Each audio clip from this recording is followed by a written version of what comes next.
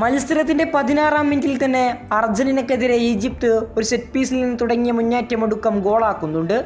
മത്സരത്തിന്റെ 16 മിനിറ്റ് പ്രായമാകുമ്പോഴേക്കും ലോക ചാമ്പ്യന്മാർ ഈജിപ്തിനോട് പിന്നിൽ. തിരിച്ചടിക്കാൻ പെനാൽറ്റി ലഭിച്ചിട്ടും ലിയോ മെസ്സിക്ക് മുതലാക്കാനായില്ല. അങ്ങനെ ആദ്യ പകുതി പിരിയുമ്പോൾ ഈജിപ്ത് ആ ഒരു ഗോളിന് മുന്നിൽ.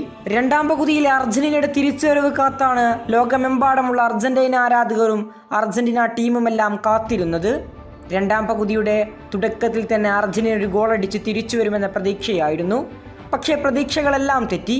ലിയണൽ മെസ്സി പലതവണയായി വൺ ടച്ച് കളിച്ച് മുന്നേറാൻ ശ്രമിച്ചെങ്കിലും പക്ഷേ ഈജിപ്ത് ബോക്സിന് മുന്നിൽ എല്ലാം തകർന്നടിഞ്ഞു. തന്നെ കൊണ്ട് കഴിയുന്ന രീതിയിൽ മികച്ച പൊസിഷൻ സെറ്റിംഗ് സൃഷ്ടിച്ചുകൊണ്ട് ഹൂലിൻ ആൽവരസ് മെസ്സിക്ക് സപ്പോർട്ട് നൽകിയെങ്കിലും പക്ഷേ ഹൂലിൻ ആൽവരസിനെയും വലിഞ്ഞു മുറുക്കുകയായിരുന്നു ഈജിപ്ത്. കൗണ്ടർ അറ്റാക്കിംഗ് ഫുട്ബോളിലൂടെ അർജന്റീനയെ അതേ നാണയത്തിൽ വീണ്ടും വിറപ്പിക്കുന്നുണ്ട് ഈജിപ്ത്.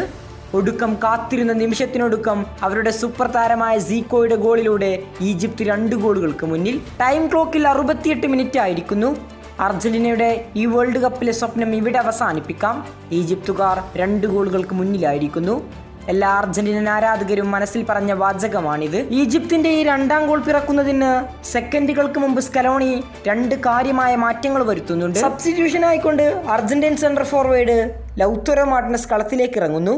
പകരം ഹൂലിൻ ആൽവരസിനെ പിൻവലിക്കുമെന്നായിരുന്നു എല്ലാവരും കരുതിയിരുന്നത്.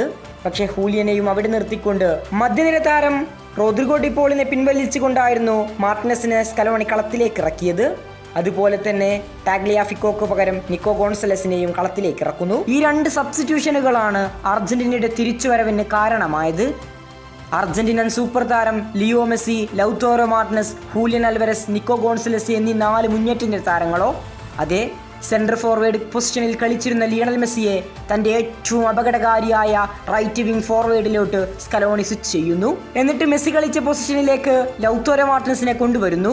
ലൗത്തോറോ മാർട്ടിനസും ഹൂലിൻ ആൽവരസും സെൻട്രൽ ഫോർവേഡ് പൊസിഷനിലേക്ക്, മെസ്സി റൈറ്റ് വിങ്ങിലേക്ക് മാറിയിരിക്കുന്നു. കൃത്യമായി പറഞ്ഞാൽ 75 മിനിറ്റിനു ശേഷം നമ്മൾ ആ പഴയ മെസ്സിയെ കണ്ടു. ആ റൈറ്റ് വിങ്ങിൽ എതിരാളികളെ വലിച്ചു കീറി മുന്നേറുന്ന ആ പഴയ ലിയോ മെസ്സിയെ നമ്മൾ കണ്ടു. എൻ്റെ ഓർമ്മ ശരിയാണെങ്കിൽ മത്സരത്തിന്റെ 77-ാം മിനിറ്റിലാണ്.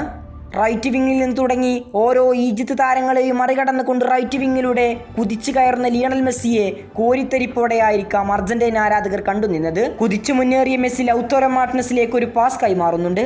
പക്ഷേ ലൗത്തോറോയുടെ ഫിനിഷിംഗ് ചെറിയ വ്യത്യാസത്തിലാണ് പുറത്തു പോകുന്നത്. 2 മിനിറ്റ് കഴിഞ്ഞ് അതേ റൈറ്റ് വിങ്ങിൽ നിന്ന് ലിയണൽ മെസ്സി അളന്നു കുറിച്ചൊരു ക്രോസ് നൽകുന്നുണ്ട്. അർജന്റീനയുടെ തിരിച്ചുവരവിലെ ആദ്യ ഗോൾ അവിടെ നിന്നാണ് പിറന്നത്. ക്രിസ്റ്റ്യാനോ റൊണാൾഡോയുടെ തകർപ്പൻ ഹെഡറിലൂടെ 79-ാം മിനിറ്റിൽ അർജന്റീന ഒരു ഗോൾ തിരിച്ചടിക്കുന്നു. പിന്നെ അധികം നീണ്ടു നിന്നില്ല, വെറും 3 മിനിറ്റ്. റൈറ്റ് വിങ്ങിൽ നിന്നും ലിയണൽ മെസ്സി എടുത്ത മനോഹരമായ ക്രോസ് ബോക്സിലേക്ക് മികച്ച രീതിയിൽ കണക്ട് ചെയ്യുന്ന ലൗത്തോറോ മാർട്ടിനസ്. ഒടുക്കം ഗോൺസലോ മോണ്ടിയലിന്റെ തകർപ്പൻ പാസും ലിയണൽ മെസ്സിയുടെ ഫസ്റ്റ് ടച്ച് വോളിയും. സ്കോർ ബോർഡിൽ 2-2. പൊസിഷൻ മാറിയ ലിയണൽ മെസ്സി ഇത്ര പെട്ടെന്നാണ് അപകടകാരിയായത്. ഇതാ 5 മിനിറ്റിനിടെ അർജന്റീന തിരിച്ചു വന്നിരിക്കുന്നു. അതിൽ 3 മിനിറ്റിനിടെ 3 ചാൻസ് ക്രിയേറ്റുകളുമായി മെസ്സി ഈജിപ്തിനെ പിടിച്ചു കുലുക്കുന്നു. കളി കണ്ട ഓരോ ആരാധകരും പറയുന്നു ലിയണൽ മെസ്സിയുടെ ആ റൈറ്റ് വിങ് മോഡ് ആക്ടിവേറ്റ് ആയെന്ന്. കൃത്യം പറഞ്ഞാൽ 75-ാം മിനിറ്റിൽ സ്കലോണി നൽകിയത് ഒരു 19-കാരനെയായിരുന്നു. അതെ, ആ ലിയോ മെസ്സി എന്ന ആ പഴയ 19-കാരനെ. 75-ാം മിനിറ്റിൽ ഈ മെസ്സി കയറി ആ മെസ്സി ഇറങ്ങിയോ എന്ന് പോലും ആരാധകർ സംശയിച്ചു.